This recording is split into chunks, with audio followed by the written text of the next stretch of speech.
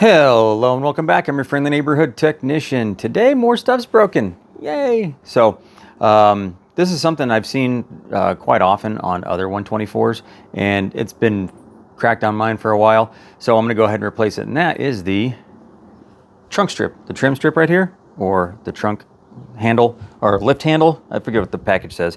I'll show you in a minute. But it's completely broken right here, and there's another crack right here. Yeah. So since there are a few of them still left in the country, in the US that is, I'm not sure about other places, but there's probably about 6 left in the country. They're about $300 a piece. So if you need one, might want to get one now since there are still a few available. Well, let's get to replacing it. First thing you want to do is remove your license plate. I've already done that. Next thing you want to do is you need to remove this piece right here. This whole strip that goes across the back of the trunk lid, because this comes down this way. You need to remove your license plate because you have to get to these 4 screws right there. Also because it hits that strip right here, and you can see right here, this side and that side, they both cover up this strip right here, so you can't really remove the strip straight down.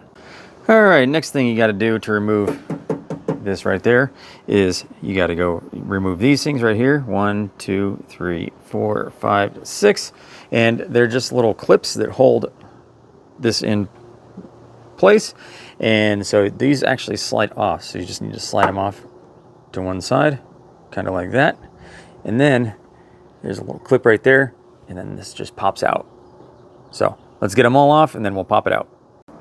Now you're going to want to get these little clips off right there, and to do that, these do go one way. You can see the little back part right there. You can't slide it that way, so you have to slide it. It's going to be going towards, or it's going to be going right now, it's going to be going to the left, so you kind of have to pry down a little bit because it's kind of hard to see, but there is a little part right here that catches against the tab that sticks out of that trim piece right there, and it prevents it from moving. So you kind of have to down and over.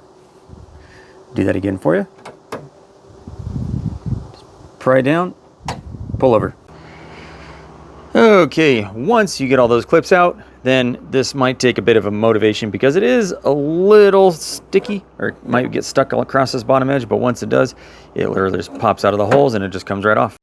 Next thing, you want to remove your inner trunk trim right here. There's a clip here on this side of the trunk, and then over here on this side of the trunk, right there. And then it's just a bunch of clips that just pop off. You see right there, and then it comes off. So next we got to remove that 8 right there, and then all over here, that 8 right there.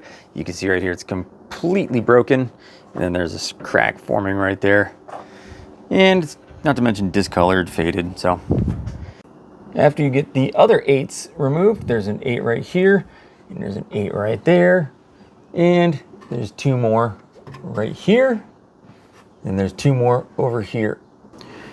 All right, here's the old one. You can see completely broken right there. There's the new one, and here's the part number. Now, I do recommend checking these before you take it from wherever you buy it. And I also want to recommend opening the package like this, because the inside of this box is just more cardboard. There's no padding or anything like that. So the first one of these that I had, that I ordered, I returned because when I opened it, it was scratched on one of these ends. So I do want to recommend checking it first because, like I said, there are so few left. And I recommend opening it like that so you don't have to drag the entire thing out of that thing and possibly scratch it even more. Next, give your trunk lid area right there a good wipe down. It doesn't have to be perfect. It's going to be covered up, but you do want to make sure there's no sand and grit like that could over time wear through the paint and then cause rusting prematurely. So take care of that before you install it. And then this strip gets installed just like that, and all those little pegs go through the holes, and then you tighten it down.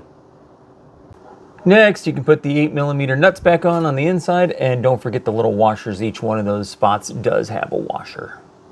Then you can reinstall your outside 8mm right there in that corner and that corner. And then that's pretty much it. Just reassemble your trunk. It looks like brand new. Now when you go to put this back on, this lip right here fits underneath the trim strip that we just put on. There's a little gap down there. You can see right down there, if it'll focus.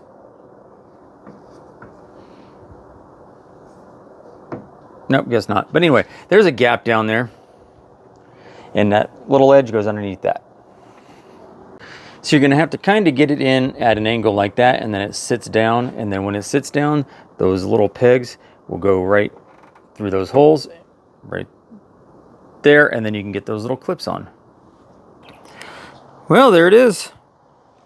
All nice, neat, and brand new. So that's all you got to do. It's not very hard. Not very many screws, not very many clips. That's it. Alrighty, well that's that. You can see brand new. Next thing up, brake wear lights on that thing. So coming up here, I get to upgrade some brakes because if I'm going to replace them, I'm going to upgrade them. So the calipers, I'm going to go and rebuild, and I'm going to go through that, and we're going to get them cleaned up. And also new rotors, those are going to be an upgrade also. So make sure you give me the thumbs up, make sure you hit subscribe, and make sure you hit the notification icon so you get notifications when I post a new video. So thank you for watching.